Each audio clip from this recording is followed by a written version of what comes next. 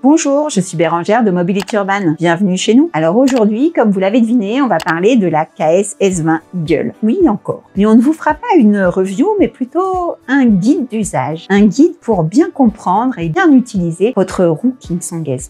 Comment régler l'amorti, quelle pression de pneus, comment changer certaines pièces, comment modifier les positions de pédale, comment en assurer la maintenance, quelques astuces d'utilisation, tout ce qu'un possesseur ou futur possesseur de KS S20 voudrait ou plutôt devrait savoir pour ajuster la S20 à ses besoins et en tirer le meilleur parti. Allez, on y va!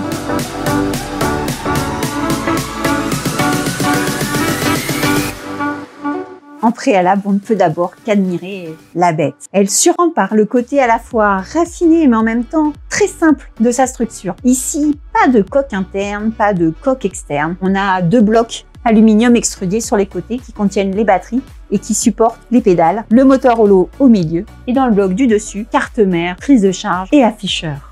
Contrairement à la très grande majorité des roues, les supports de pédales de la S20 ne sont pas portés par le moteur mais par les blocs de batterie. Ils sont fixés par deux points sur chacun des blocs. Il s'agit de très grandes pédales de 27,5 cm de long et de 11 cm de large. C'est l'équivalent d'une pointure 42 qui repose entièrement sur les pédales. Pour comparaison, sur une KS16, c'est une pointure 32. Ces pédales sont donc alvéolées et munies de clous pour assurer un excellent grip et une bonne tenue sous la chaussure. Elles peuvent avoir 4 positions. En effet, on choisit entre 2 niveaux de hauteur et un niveau en latéral avant-arrière. Pour monter ou descendre les pédales, cela se fera en démontant les 4 vis de chacun des côtés. On ajuste la hauteur sur environ 1 cm. Cela ne devrait pas changer la face du monde en sensation de conduite, mais peut aider à trouver une bonne position. La différence de sensation de conduite, par contre, sera beaucoup plus affectée par la modification avant-arrière en latéral. Pour modifier cet espace, il faut entièrement démonter les pédales, c'est-à-dire qu'on dévisse les 8 vis, on fait tomber la pédale, et on les change. La pédale droite devient la pédale gauche et la pédale gauche devient la pédale droite. Ainsi, l'espace qui est avant devient à l'arrière et inversement. On a donc son pied positionné beaucoup plus à l'avant ou beaucoup plus à l'arrière selon son propre choix. Concernant les suspensions maintenant, la KS S20 est dotée de la même architecture en X que la cage de la suspension de la S10. Par contre, la technologie de la suspension est complètement différente. On passe d'un système d'amortisseur hydraulique à un système de ressort hélicoïdal. Il est à la fois plus simple à régler, mais se fera d'une façon un peu plus empirique que méthodique. Le ressort est réglé pour une précontrainte de base qui doit convenir au plus grand nombre. Sur le dessus se trouve une partie, le réservoir, qui permet d'ajuster ce réglage de compression selon le poids du wheeler, mais aussi selon sa pratique. Pour le régler, on aura accès à un bouton bleu sur le dessus qui, si on le tourne dans le sens des aiguilles du montre, on augmente la compression et donc on durcit l'amorti. Pour un wheeler léger, au contraire, on cherchera à assouplir la compression en tournant dans le sens inverse des aiguilles d'une montre. On conseille de ne pas aller plus de 1 ou 2 tours à la fois, de rouler, de voir, de ressentir et de revenir. Bien sûr, il existe aussi un moyen de régler en calculant le sac de l'amorti avec l'anthrax, etc. Mais franchement, autant le faire en feeling. La motette rouge tout en bas servira à régler le rebond. Vous savez, le rebond, c'est la rapidité de détente de l'amortisseur. En le tournant dans le sens des aiguilles d'une montre, il devient plus rapide et offre plus de rebond. Si au contraire, on tourne dans le sens inverse, la détente est plus lente et le rebond est plus faible.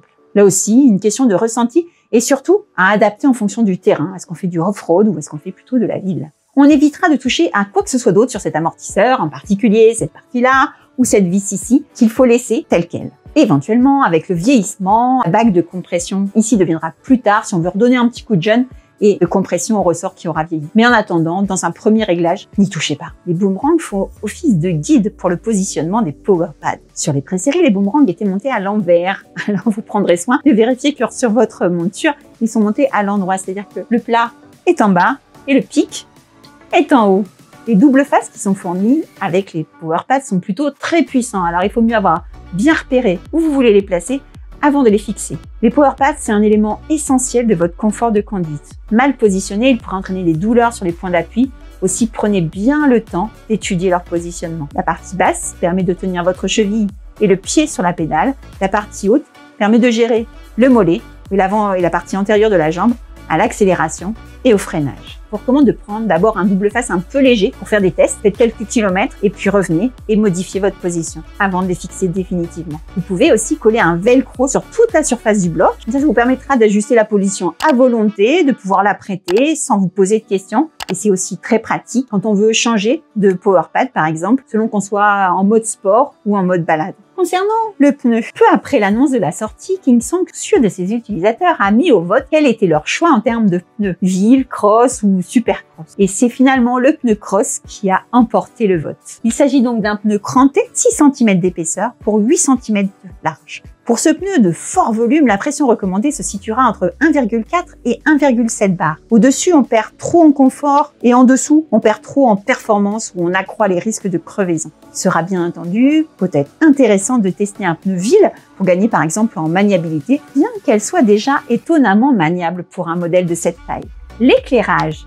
On peut régler l'angle de chaque bloc d'éclairage indépendamment. D'ailleurs, chacun d'eux est très puissant et il est du coup intéressant de ne pas leur donner le même angle pour avoir une plus grande couverture. Une fois qu'on a déterminé le bon angle, il suffit de serrer la petite vis du dessus pour qu'il est bloqué et ils ne bougeront plus. Là où ils sont placés, entre le bumper et le pneu, en vrai, peu de chances qu'ils soient cassés. L'éclairage avant comporte donc 3 modes de puissance qui seront opérants sur les modèles de série et qui ne le sont pas sur le modèle de pré-série. À noter que la KSS20 dispose également d'un capteur crépusculaire situé sur l'afficheur et qui permettra d'allumer automatiquement les phares dès qu'il fait sombre. Concernant maintenant ce bumper, donc le pare-choc avant de la KSS20. Le bumper se trouve à l'avant et c'est lui qui va encaisser la majorité des chocs. Il est conçu d'ailleurs pour encaisser un choc frontal de 80 kg sur les modèles de production. Comme nous avons expliqué précédemment, comme sur un pare-choc de voiture, il est prévu pour casser en cas de choc et dissiper l'onde, pour protéger le reste de la machine, en particulier sur cette partie, la carte mère. Ça tombe bien parce que c'est une pièce qui est très peu chère et qui se changera très facilement. Si vous devez changer votre bumper, il faudra au préalable, avec les 2 vis, enlever le boomerang. Il suffira ensuite de le déclipper. Pour allumer la roue, il s'agit d'appuyer sur le bouton rouge juste au milieu. Le bouton d'allumage est entouré par 2 prises de charge, idéalement situées pour être protégées de la pluie et de la boue et qui permettront de brancher 2 chargeurs de 5 A en parallèle. On notera que quand la roue est sur sa position béquille, les prises de charge comme le bouton d'allumage sont particulièrement accessibles. Pour finir, on va parler de durabilité, de fiabilité et de maintenance de votre roue dans le temps. Alors la roue Kingsong est plutôt très bien conçue, notamment parce que la carte mère est refroidie par une ventilation naturelle et qui permet un excellent refroidissement pour éviter tout risque de surchauffe de la carte mère. On notera qu'il est également possible via l'application de mettre à jour son firmware, ok, classique, mais aussi de mettre à jour le firmware BMS pour apporter des innovations dans le futur comportement de la roue. On notera également que les professionnels agréés par la marque disposeront d'une application qui permettra de gérer les firmware du BMS et aussi d'avoir un diagnostic précis sur chacune des cellules de chaque pack batterie pour agir sur seulement l'une d'elles et pas changer tout le pack batterie. On améliore ainsi la durabilité de la machine et la protection de l'environnement. Un point vraiment génial sur la KSS20, c'est aussi sa béquille qui est d'une conception toute nouvelle et qui permet vraiment une très bonne stabilité de la roue sans avoir à déplier quoi que ce soit. On a juste à couper le moteur et descendre la roue.